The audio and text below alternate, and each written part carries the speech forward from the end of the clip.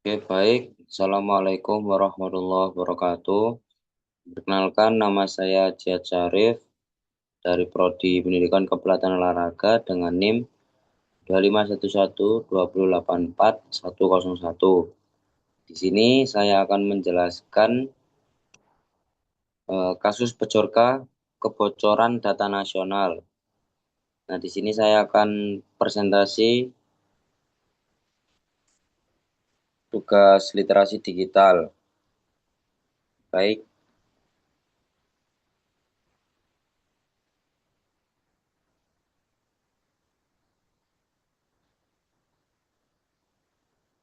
di sini di slide kedua ada pengertian kebocoran data dan siber. Apa itu kebocoran data? Kebocoran data adalah penyebaran informasi pribadi atau rahasia tanpa izin kepada pihak lain melalui sistem digital. Apa itu cybercrime? Cybercrime adalah tindakan jahat yang dilakukan menggunakan teknologi komputer dan internet. Nah, oke, bisa lanjut.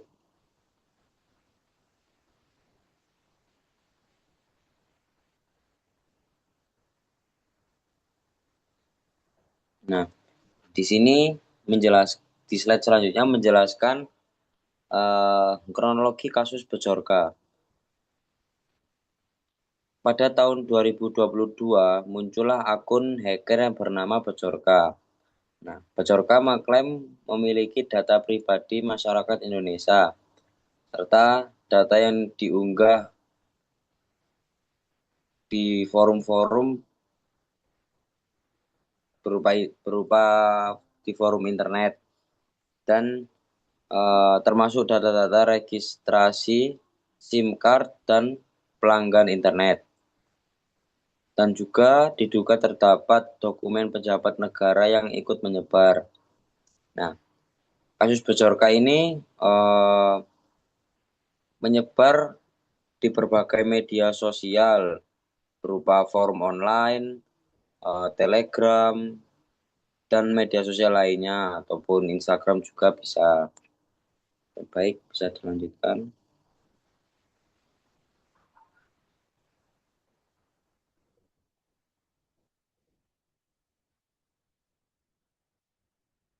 Nah, pada slide di sini menjelaskan jenis data yang diduga bocor.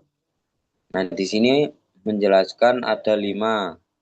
Yang pertama, data yang tersebar berupa data registrasi SIM card. Yang kedua, nomor telepon masyarakat. Yang ketiga, ada data pelanggan internet. Yang keempat, yaitu informasi identitas pribadi. Dan yang kelima, dugaan dokumen pejabat negara. Nah, resiko kebocoran pada kasus Bejorka ini meliputi 4, yaitu ada penipuan penipuan berupa seperti penipuan online, pencurian identitas, pembobolan akun, serta penyalahgunaan pribadi. Nah, jadi jika ingin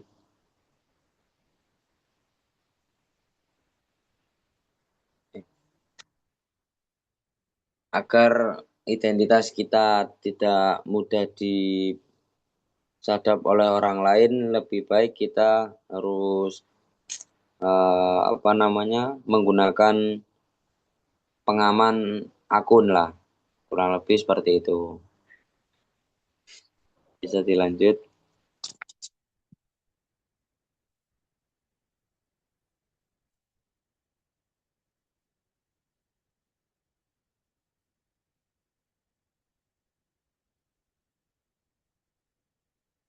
Nah, di sini ada bentuk pelanggaran. Pelanggaran yang terjadi pada kasus Bejorka ini yaitu meliputi 4 macam, yaitu ada akses ilegal sistem elektronik, dan yang kedua penyebaran data pribadi tanpa izin, dan yang ketiga pelanggaran keamanan siber, Dan yang keempat, dugaan pencurian data digital. Nah, di situ juga ada di mana ada pelanggaran pasti juga ada ancaman. Nah, di sini menjelaskan ancaman cybercrime.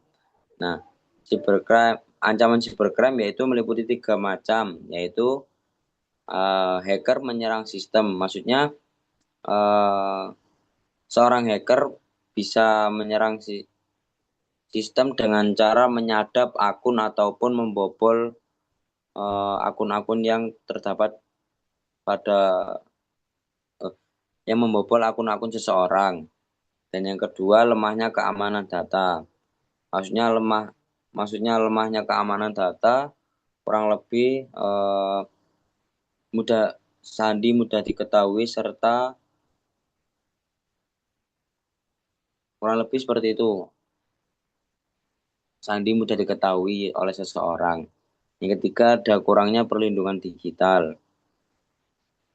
Nah, bisa dilanjut.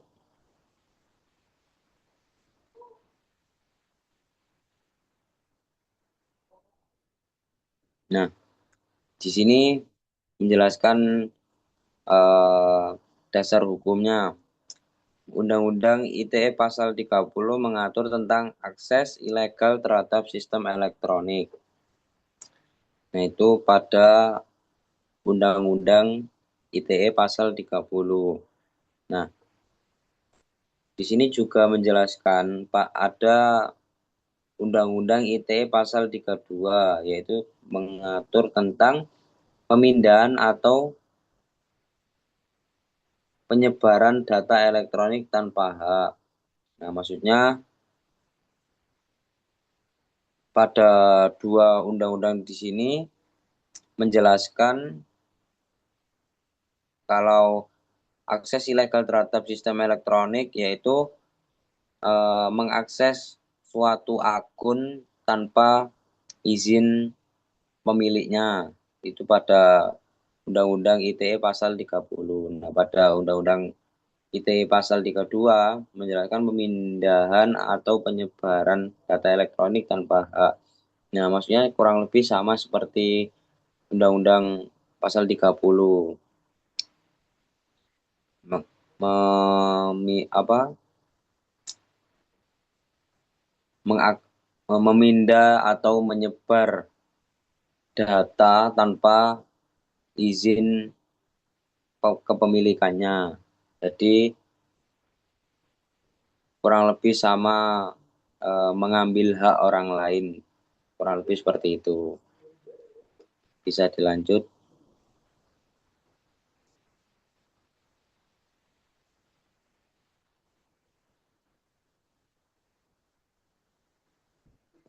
Nah, di sini menjelaskan juga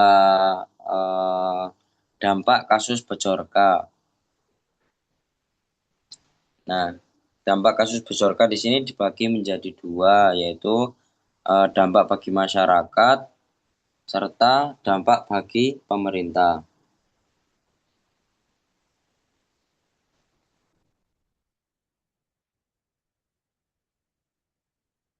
Dampak bagi masyarakat yaitu khawatir terhadap keamanan data pribadi. Dan yang kedua ada takut akun digital diretas. Dan yang ketiga menurunnya rasa aman internet. Nah, itu dampak bagi masyarakat. Nah, di sini ada juga dampak bagi pemerintah, yaitu evaluasi sistem keamanan nasional. Dan yang kedua meningkatkan keamanan cyber. Dan yang ketiga penguatan perlindungan data. Oke, bisa dilanjut.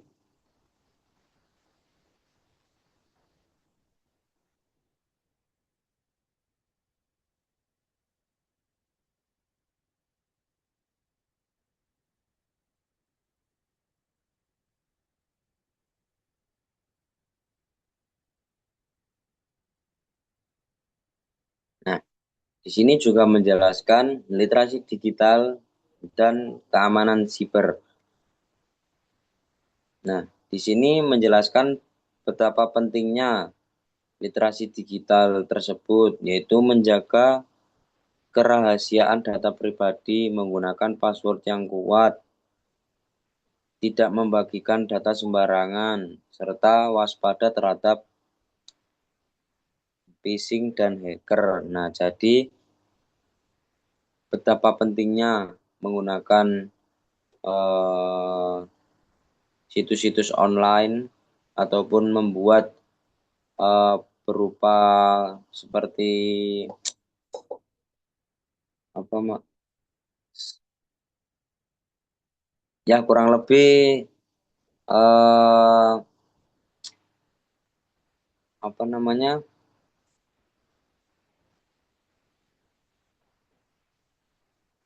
berupa digital seperti itulah. Jadi kita harus saling menjaga kerahasiaan data kita serta tidak membagikan data secara sembarangan agar eh, data kita tidak terbobol atau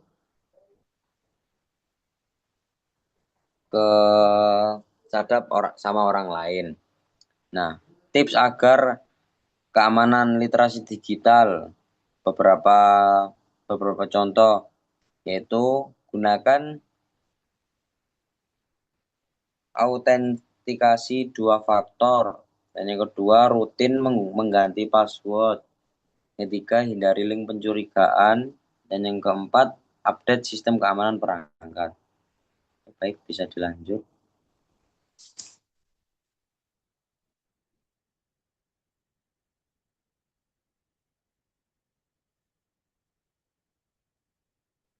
Nah, di sini ada solusi dan pencegahan. Upaya pencegahan yang pertama memperkuat sistem keamanan digital, yang kedua edukasi keamanan siber kepada masyarakat, yang ketiga pengawasan sistem elektronik, dan yang keempat penegakan hukum terhadap cybercrime.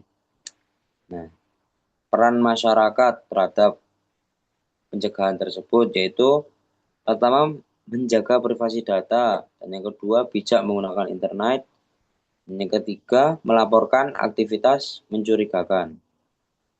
Nah, jadi barusan beberapa solusi dan pencegahan agar eh,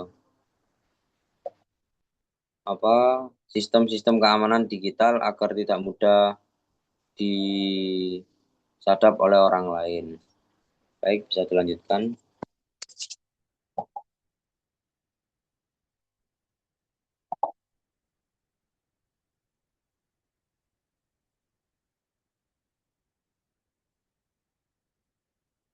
Oke, baik. Sekian dari saya. Sedikit kesimpulan dari kasus Pejorka ini yaitu kasus Pejorka menjadi salah satu peristiwa yang sangat penting yaitu membuka perhatian masyarakat Indonesia terhadap lemahnya keamanan data digital dan sistem siber nasional. Aksi peretasan serta penyebaran data yang dilakukan oleh Pejorka menunjukkan bahwa perlindungan data pribadi masih memiliki banyak celah dan membutuhkan pengawasan yang lebih serius. Jadi kasus ini juga menimbulkan keresahan di masyarakat karena data pribadi yang seharusnya bersifat rahasia dapat tersebar dengan mudah di internet. Di sisi lain, kasus Bojorka memberikan pelajaran bahwa perkembangan teknologi harus diimbangi dengan peningkatan keamanan siber, baik dari pemerintah, perusahaan, maupun masyarakat. Pemerintahan perlu memperkuat sistem perlindungan data dan meningkatkan kualitas keamanan agar kejadian supaya tidak terulang kembali ke kalangan masyarakat. Dan juga harus menjaga informasi pribadi serta memahami pentingnya keamanan akun dan data digital. Baik, mungkin cukup itu saja presentasi dari saya. Bila ada salah kata, saya mohon maaf. Kesalahan datangnya dari saya sendiri, kebenaran hanya milik Allah. Syukron. Assalamualaikum warahmatullahi wabarakatuh.